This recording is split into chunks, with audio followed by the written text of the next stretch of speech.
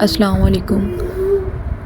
انسان کے اندر احساس کا ہونا کسی بھی بڑی نعمت سے کم نہیں۔ میرے خیال میں جس انسان کے اندر احساس نہ ہو، پھر چاہے وہ جو بھی ہو، ایک نیک انسان نہیں ہو سکتا، کیونکہ جس انسان کے اندر احساس ہوتا ہے وہ چاہتا ہے کہ اس کی ذات سے کسی بھی انسان کو کوئی تکلیف نہ ہو۔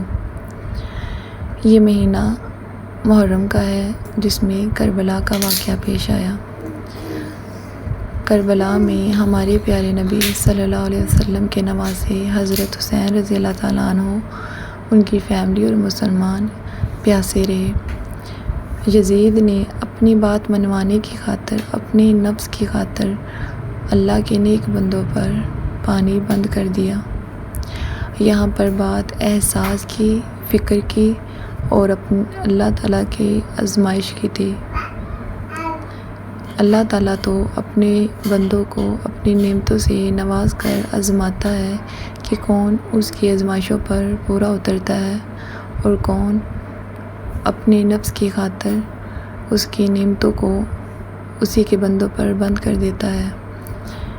ایک طرف یزید جس نے اپنے نفس کی خاطر اللہ تعالیٰ کی نعمتوں کو اللہ تعالیٰ کے بندوں پر بند کر دیا، اور دوسری طرف ہمارے پیارے نبی حضرت محمد صلی اللہ علیہ وسلم کے نواسے حضرت حسین رضی اللہ تعالیٰ عنہ، جنہوں نے دنیا کی پرواہ نہ کرتے ہوئے اور اپنی جان کی پرواہ نہ کرتے ہوئے اپنے ایمان کو بچانے کی خاطر، دین کو بچانے کی خاطر اور اللہ تعالیٰ کی آزمائشوں پر پورا اترنے کے لیے اپنی جان کو قربان کر دیا۔ انہوں نے ظلم کے آگے سر نہ جھکایا۔ ہمارے پیارے نبی صلی اللہ علیہ وسلم کے صحابہ بھی، جو اللہ تعالیٰ کی رضا کی خاطر ہر وقت اپنی جان و مال کو قربان کرنے کے لیے ہر وقت تیار رہتے۔ حضرت عثمان غنی رضی اللہ تعالیٰ عنہ، جنہوں نے اللہ تعالیٰ کی رضا کی خاطر پانی کا کنواں خرید کر مسلمانوں کے لیے وقف کر دیا، اور یہاں یزید جس نے کربلا میں اللہ تعالیٰ کے نیک بندوں پر اسی کی نعمت کو بند کر دیا۔ کربلا میں مسلمان پیاسے رہے۔ ہمیں چاہیے کہ ان کے احساس میں اللہ تعالیٰ کی رضا کی خاطر 9 اور 10 محرم کا روزہ رکھیں، تاکہ ہمیں ان کی پیاس کا احساس ہو اور ہمارا ایمان تازہ ہو، کیونکہ کسی بھی پیاسے کی پیاس کا احساس تب ہو سکتا ہے جب ہم خود پیاسے ہوں گے۔ کسی بھی بھوکے کی بھوک کا احساس تب ہو سکتا ہے جب ہم خود بھوکے ہوں گے۔ اپنے بچوں کو کربلا کے واقعہ کے بارے میں بتائیں اور انہیں سکھائیں کہ کیسے اللہ تعالیٰ کے نیک بندے اللہ تعالیٰ کی رضا کی خاطر اس کی آزمائشوں پر پورا اترتے ہیں۔ کربلا میں مسلمان اتنی سخت پیاس میں، سخت مشکل میں، اتنی مشکلات کے باوجود وہ اللہ تعالیٰ کو یاد کرنا نہ بھولے۔ انہوں نے پانی کی غیر موجودگی میں تیمم کر کے نمازیں ادا کی، کیونکہ قرآن پاک میں اللہ تعالیٰ فرماتا ہے کہ اللہ تعالیٰ کے نیک بندوں کو دنیا کی کوئی چیز بھی اس کی یاد سے غافل نہیں کرتی۔ اس لیے اپنے بچوں کو بتائیں اور سکھائیں کہ نماز کسی بھی حالت میں معاف نہیں، وہ ہر مسلمان پر فرض ہے، ہر حال میں نماز ادا کرنی ہے، کیونکہ نماز وہ عمل ہے جو خالصتاً اللہ تعالیٰ کے لیے ہے۔ نماز برائی اور بے حیائی کے کاموں سے روکتی ہے۔ اپنے بچوں کو علم ضرور سکھائیں تاکہ وہ ہدایت کے راستے پر چل سکیں، کیونکہ اللہ تعالیٰ قرآن پاک میں فرماتا ہے کہ ہدایت اسی کو ملتی ہے جو اس کے لیے کوشش کرتا ہے۔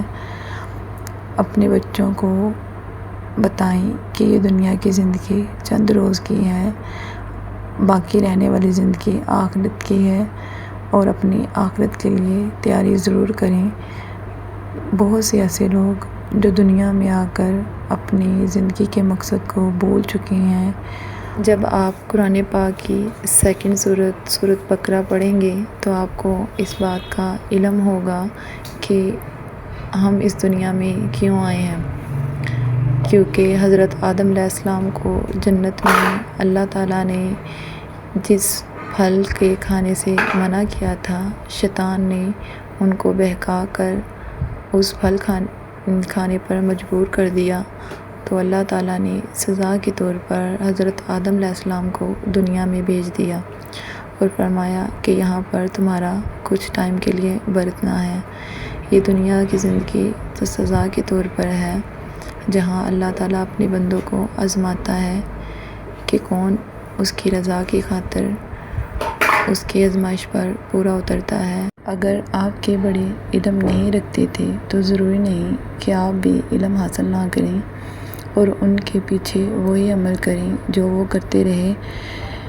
آپ علم حاصل کریں اور وہ عمل کریں جو اللہ تعالیٰ کو پسند ہے، تاکہ آپ کی آخرت سنور جائے۔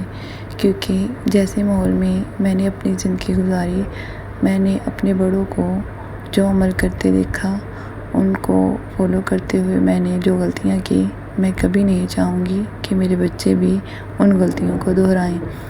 جو کچھ میں نے اپنی زندگی سے سیکھا، میں اپنے بچوں کو ضرور سکھاؤں گی، تاکہ میرے بچے اپنی زندگی اور آخرت دونوں کو سنوار سکیں۔ کیونکہ کامیاب انسان وہی ہے جو اللہ تعالیٰ کی رضا کے مطابق اپنی زندگی گزارتا ہے اور اپنی آخرت کو سنوارتا ہے۔ یہ دنیا کی زندگی تو چند روز کی ہے۔ میں نے اپنے بڑوں کو فالو کرتے ہوئے جو غلطیاں کی، میں کبھی نہیں چاہوں گی کہ میرے بچے بھی ان غلطیوں کو دہرائیں۔ جو کچھ اپنی زندگی میں نے سیکھا، میں اپنے بچوں کو ضرور سکھاؤں گی، تاکہ میرے بچے دنیا اور آخرت دونوں میں کامیاب ہو سکیں۔ ہمارے بڑے اگر علم نہیں رکھتے تھے، وہ ایسے عمل کرتے رہے جن کا دین اسلام کے ساتھ دور دور تک کوئی تعلق نہیں، تو ضروری نہیں کہ ہم بھی ان کو فالو کرتے ہوئے وہی عمل دہرائیں۔ ہمیں چاہیے کہ علم حاصل کریں اور وہ عمل کریں جو اللہ تعالیٰ کو اور اس کے حبیب کو پسند ہو۔ لاسٹ میں پھر سے یہی کہنا چاہوں گی کہ عقل مند انسان وہی ہے جو اپنی آخرت کی تیاری کرے، کیونکہ یہ دنیا کی زندگی چند روز کی ہے۔ آپ کو ایک کہانی سناتی ہوں۔ اگر کوئی انسان سبق سیکھنا چاہے کہ ایک بادشاہ نے بہت عالیشان محل تعمیر کروایا اور اعلان کروا دیا کہ جو انسان چاہتا ہے بادشاہ کی طرح زندگی گزارنا، تو وہ اس محل میں آئے اور 3 سال تک بادشاہوں کی طرح زندگی گزارے۔ لیکن جب اس کے 3 سال مکمل ہو جائیں گے تو اس کو جنگل میں چھوڑ دیا جائے گا۔ ایسے ہی اس محل میں کافی لوگ خواہش کرتے اور اس محل میں آتے اور 3 سال گزارتے، تو جب ان کو جنگل میں چھوڑ دیا جاتا تو ان کو شیر چیتے کھا جاتے اور ان کا برا انجام ہوتا۔ ایک دن ایک عقل مند انسان اس محل میں آیا۔ اس نے سوچا کہ جب میرے 3 سال مکمل ہو جائیں گے تو بادشاہ تو مجھے جنگل میں چھوڑ دے گا، تو میرا انجام بھی وہی ہوگا جو سب کا ہوا ہے، تو کیوں نہ میں جنگل میں محل تعمیر کروا لوں، تاکہ جب بادشاہ مجھے یہاں سے جنگل میں چھوڑے تو میں اس محل میں رہوں اور اپنی زندگی بچا سکوں۔ عقل مند انسان تو وہی ہے جس کو اگر فیوچر کے بارے میں پتہ ہو تو وہ اس کی بہترین تیاری کرے۔ تو جب قرآن پاک میں اللہ تعالیٰ نے واضح طور پر فرما دیا ہے کہ یہ دنیا کی زندگی چند روز کی ہے، تو انسان کو چاہیے کہ اپنی آخرت کی تیاری ضرور کرے۔